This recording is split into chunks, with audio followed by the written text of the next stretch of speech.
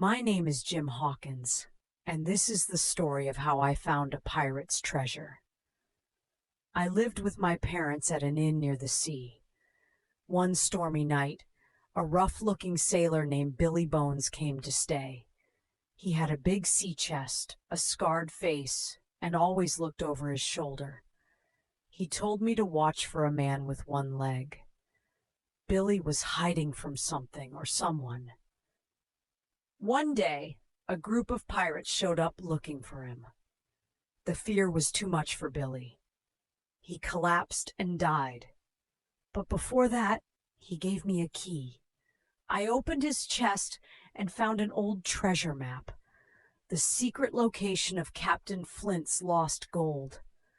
I showed the map to Dr. Livesey and Squire Trelawney.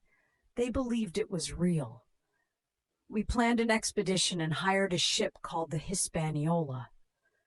That's when I met Long John Silver, a cheerful one-legged cook with a parrot on his shoulder.